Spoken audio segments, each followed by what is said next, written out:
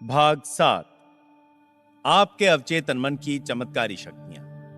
आपके अवचेतन मन की शक्तियां अपार हैं। वो आपको प्रेरणा देता है, आपका मार्गदर्शन करता है और आपके स्मृतियों के भंडार से नामों, तथ्यों, दृश्यों को लाकर आपके सामने उजागर करता है।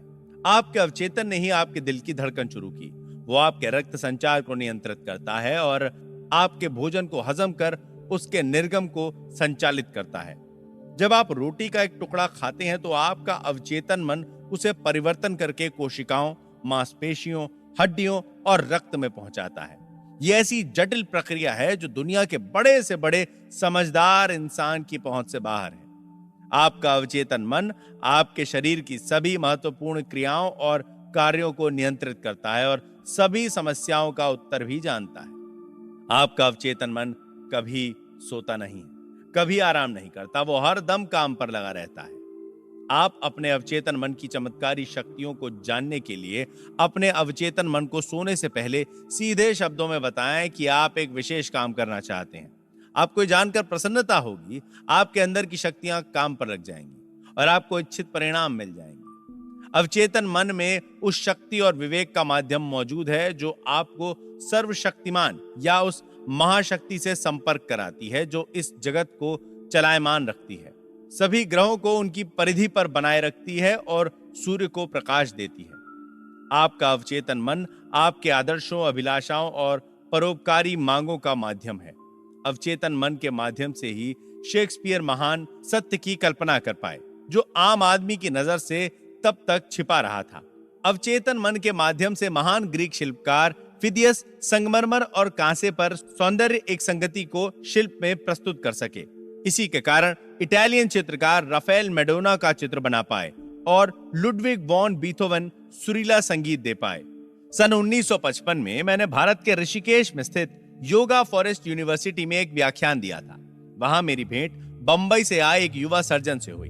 उन्होंने एक स्कॉट सर्जन जेम्स एसडेल के बारे में बताया, जिन्होंने आधुनिक प्रकार के एनेस्थीसिया के आविष्कार से पूर्व बंगाल में काम किया था। सन 1843 से लेकर 1846 तक यानी 3 वर्षों में डॉक्टर जेम्स एसडेल ने सभी प्रकार के लगभग 400 बड़े ऑपरेशन किए, जिनमें अंगभंग, ट्यूमर को हटाना, कैंसर आदि के अलावा आंख, कान और गले के ऑपरेशन भी शामिल थे। वे सभी ऑपरेशन मानसिक एनेस्थीसिया में किए गए। ऋषिकेश में भारतीय डॉक्टर ने बताया कि ऑपरेशन के बाद मृत्यु संख्या बहुत ही कम, शायद 2 या 3% ही थी। रोगियों को दर्द नहीं हुआ और ऑपरेशन के दौरान कोई मृत्यु नहीं हुई। डॉक्टर एसडेल ने रोगियों के अवचेतन मन को, जो सुषुप्त अवस्था में था, सुझाव दिया कि किसी प्रकार का संक्रमण या सेप्टिक नहीं होगा। आपको याद रखना चाहिए, ये लुई पाश्चर और जोसेफ लिस्टर के इजाद से पहले की बात है, जिसमें उन्होंने पहली बार बैक्टीरिया जनित बीमारी और उसके संक्रमण के खतरे के बारे में चेतावनी दी थी। भारतीय सर्जन ने बताया कि मृतक संख्या कम रहने और इन्फेक्शन निम्नतम रहने का काम निसंदेह डॉक्टर एसडेल की ओर से रोगियों को दिए गए सुझावों का परिणाम था। उन्होंने रोगियों के अवचेतन मन को ये सुझाव प्रेषित किए थे और रोगियों पर इनका पूरा प्रभाव पड़ा। यह आश्चर्य नहीं तो क्या है कि 150 वर्ष पहले कैसे एक सर्जन ने अवचेतन मन की चमत्कारी कारगर शक्तियों का आविष्कार किया। क्या आपको आश्चर्य नहीं होता कि वो कौन सा जादू है जिसकी शक्तियां इतनी प्रभावशाली हैं? जरा रुककर सोचें, अपने अवचेतन की इन दैवी शक्तियों का अंदाजा लगाएं। कैसे वो आपके शब्दों को उड़ाकर दूसरे अवचेतन मन को प्रभावित कर देती हैं। उनके लिए समय, काल, स्थान कुछ भी मायने नहीं रखता। उनकी क्षमता है कि वो आपको दर्द से मुक्ति दिला सकती हैं, आपके कष्ट दूर कर सकती हैं और सभी प्रकार की समस्याओं का समाधान कर सकती हैं। ये सब और अनेक दृष्टांत आपके सामने उजागर करते हैं कि आपके अंदर शक्ति और ज्ञान मौजूद है जो आपकी बुद्धि और विवेक को गतिमान रखती है। ये आपका अमोघ अस्त्र है। ये सब जानकर आपको हर्ष होना चाहिए और विश्वस्त होना चाहिए। आपके अवचेतन मन की शक्तियां अपार हैं। आपका अवचेतन आपके जीवन की पुस्तक है। जो विचार, आस्थाएं, विचारधाराएं, नियम, सिद्धांत और मत आप अपने अवचेतन मन में लिखते हैं, अंकित करते हैं या सुझाव देते हैं, वे परिस्थितियों, दशाओं और घटनाओं के आकार में आपके समक्ष प्रदर्शित हो जाते हैं। आप जो अंदर जाकर लिखते हैं वो बाहर अनुभव के रूप में आपको मिल जाता है। आपके जीवन के 2 पहलू हैं। उद्देश्य सूचक और विषय सूचक, दृश्य और अदृश्य, विचार और साकार। आपका मस्तिष्क आपके विचार प्राप्त करता है, जो आपके चेतन तार्किक मन का अंग है। जब आपका चेतन या उद्देशक सूचक मन विचार को पूर्णतः स्वीकार कर लेता है, वो उसे शौर्य नेटवर्क में भेजता है, जो आपके मन का मस्तिष्क है, जहां मासल बनकर वो आपके अनुभव में परिवर्तित हो जाता है। जैसा कि पहले कहा जा चुका है कि आपका अवचेतन मन विवाद नहीं कर सकता, वो वही करता है जिसे आप उस पर लिख देते हैं। वो आपका निर्णय या आपके चेतन मन के निर्णय को अंतिम मान लेता है। यही कारण है कि आप हमेशा अपने जीवन की पुस्तक में लिख रहे हैं, क्योंकि आपके विचार आपके अनुभव बनते जा रहे हैं। अमेरिका के प्रसिद्ध लेखक राल्फ वॉल्डो एमर्सन ने कहा है, व्यक्ति वही है जो वो दिन भर सोचता है। आपके अवचेतन पर जो अंकित होता है वो अभिव्यक्त हो जाता है। अमेरिकी मनोविज्ञान के पितामह विलियम जेम्स ने कहा है कि दुनिया को हिलाने की शक्ति आपके अवचेतन मन में है। आपका अवचेतन मन वो अद्भुत वस्तु है जिसके पास अनंत ज्ञान और असीमित विवेक है। इसका पोषण करने वाला एक छिपा हुआ झरना है जिसे जीवन का सिद्धांत कहते हैं। जो कुछ आप अवचेतन मन पर अंकित करते हैं, अवचेतन मन उसे पूरा करने के लिए जमीन आसमान एक कर देता है। इसीलिए आपको इसमें सही और सकारात्मक विचार अंकित करने चाहिए। दुनिया में इतनी अशांति और दुख है क्योंकि लोग अपने चेतन और अवचेतन मन के आदान प्रदान को नहीं समझते। जब ये दोनों मिलकर और सहमत होकर पूर्ण शांति में आपस से तालमेल में काम करते हैं तो आपको स्वास्थ्य, खुशी और आनंद प्राप्त होता है। जब चेतन और अवचेतन मिलकर सौहार्द पूर्वक शांति से काम करते हैं तो कोई अनबन नहीं होती, कोई बीमारी नहीं होती। हेर्मेस की मजार को बड़ी उम्मीदों और चमत्कार की आशा से खोदा गया था, क्योंकि लोगों को विश्वास था कि उसमें सदियों के महान रहस्य छुपे होंगे। किंतु रहस्य जैसा अंदर था वैसा ही बाहर था, वैसा ही नीचे था।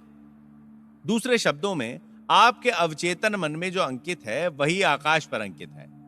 इसी सत्य का उपदेश मोसेस, जीसस, बुद्ध, जोरास्तर और हर युग के महान ऋषि मुनियों ने दिया है। जो भी सत्य आप विषय के अनुरूप स्वीकार करते हैं वो परिस्थितियां, अनुभवों और धारणाओं में मूर्त रूप में प्रकट होता है। शांति और उद्गारों का संतुलन होना चाहिए। जैसा परलोक में है वैसा ही पृथ्वी में है। जैसे परलोक यानी आपके मन में है, वैसे ही पृथ्वी यानी आपके शरीर और उसके आसपास के वातावरण में है। यही जीवन का सबसे बड़ा नियम है। आप प्रकृति के संपूर्ण क्षेत्र में कर्म और उसके फल का नियम पाएंगे। इन दोनों का संतुलन होना चाहिए, तब जाकर सौहार्द और सामंजस्य बनता है। आप इस जीवन में इसीलिए आए हैं ताकि आपके भीतर जीवन का नियम आप में एक लय और मृदुलता से समावेश होता रहे। जितना आए उतना जाए, दोनों बराबर हैं। अंकन और अभिव्यक्ति बराबर होनी चाहिए। अपनी सारी निराशा आपके अपूर्ण विचारों के कारण है जो पूरे नहीं हो पाए। यदि आप नकारात्मक, विध्वंसात्मक और दूषित रूप से सोचते हैं तो ऐसे विचार विनाशकारी भावनाओं को जन्म देंगे जो बाहर जाकर रूप धारण करेंगे। ऐसी भावनाएं चूंकि नकारात्मक हैं, इसीलिए उनका रूप आघात, हृदय की बीमारी, तनाव और परेशानियां होती हैं। अब ये बताएं कि आपका अपने बारे में क्या विचार या एहसास है। आपका प्रत्येक अंग ये बता रहा है। आप अपनी जीवन शक्ति, आपका शरीर, आर्थिक स्तर, आपके दोस्त, सामाजिक स्तर, ये सब मिलाकर आप अपने व्यक्तित्व की छवि को देखते हैं। इसका सही अर्थ यह है कि आपके अवचेतन मन में जो अंकित है वही जीवन में अभिव्यक्त होता है। नकारात्मक विचार जो हम पाले रहते हैं वो हमें क्षति पहुंचाते हैं। कितनी बार आपने क्रोधित होकर, डरकर, ईर्ष्या करके या बदले की भावना रखकर अपने को नुकसान पहुंचाया है। ये जहरीले विचार हैं जो आपके मन में अड्डा जमा लेते हैं। जन्म से आपके अंदर ये विचार नहीं थे। अपने अवचेतन मन को जीवन देने वाले विचारों से भरें। इससे क्या होगा कि जो आपके नकारात्मक जहरीले विचार जो अड्डा जमाए बैठे हैं वे अंततः हमेशा के लिए बाहर निकल जाएंगे। इसके लिए आपको सतत प्रयास करना होगा। अवचेतन त्वचा रोग का उपचार करता है। इस संबंध में एक व्यक्तिगत उदाहरण उचित होगा जो यह साबित कर देगा कि अवचेतन मन में वास्तव में उपचार करने की शक्ति होती है। लगभग 40 साल पहले मुझे त्वचा रोग हो गया था, जिसे मैंने अपने अवचेतन मन की उपचार करने की शक्ति से ठीक कर लिया। मेरा रोग बढ़ गया था। मेडिकल उपचार असफल हो चुका था और रोग बढ़ता जा रहा था। गिरजाघर के पादरी ने, जिसे मनोविज्ञान का गहन अध्ययन था, बाइबल की 139वीं आयत का गूढ़ अर्थ समझाया। वो आयत इस प्रकार है, अपनी पुस्तक में मेरे सभी सदस्यों के नाम लिखे हैं जिन्हें आप ही ने बनाया, जबकि पहले यहां कुछ भी नहीं था। उसने इस आयत की व्याख्या करते हुए बताया कि यहां पुस्तक का अर्थ मेरा अवचेतन मन है, जिसने शरीर के सभी अंगों को अदृश्य कोशिका से बनाया और गढ़ा है। उसने ये भी बताया कि जैसे अवचेतन मन ने मेरे शरीर के अंगों को बनाया, वैसे ही वो उपलब्ध प्रक्रिया से दोबारा उन्हें गढ़कर उपचार भी कर सकता है। उस पादरी ने मुझे अपनी घड़ी दिखाते हुए कहा, इसको बनाने वाला कोई था और उस घड़ी का निर्माता को इसे बनाने से पहले विचार आया होगा, जिससे उसने एक आकार के रूप में इसे निर्मित किया। यदि ये घड़ी खराब हो जाए तो घड़ी साज इसे ठीक करके बना सकता है। मेरे उस मित्र ने मुझे याद दिलाया कि अवचेतन ज्ञान जिसने मेरे शरीर की रचना की है, घड़ी साज की तरह है और सही रूप से जानता है कि उसे कैसे ठीक करके वापस उसी रूप में लाया जाए, और वो इस दिशा में शरीर की महत्वपूर्ण प्रक्रियाओं एवं कार्यों को काम पर लगा सकता है। किंतु इसके लिए मुझे स्वस्थ होने का विचार उसे प्रेषित करना होगा। मैंने बहुत साधारण तरीके से प्रार्थना की। मेरे शरीर और उसके अंगों की रचना मेरे अवचेतन मन के अनंत ज्ञान ने की है। उसके विवेक ने मेरे सभी अंगों, कोशिकाओं, मांसपेशियों और हड्डियों को आकार दिया है। मेरे भीतर जो अनंत उपचार प्रक्रिया है, वो अब मेरे शरीर की प्रत्येक कोशिका का उपचार कर मुझे पूर्णतः स्वस्थ बना रही है। मैं उपचार के लिए धन्यवाद देता हूं। मेरे अंदर के इस ज्ञान के कार्य सचमुच में आश्चर्यजनक हैं। मैंने ये प्रार्थना 5 मिनट में मुंह से बोलकर दिन में 2-3 बार दोहराई। लगभग 3 महीने में मेरा त्वचा रोग दूर हो गया और इस प्रकार मैं पूर्ण रूप से स्वस्थ हो गया। आपने देखा होगा कि मैंने केवल अपने अवचेतन मन को जीवन देने वाले के तरीके दिए। भाग 8।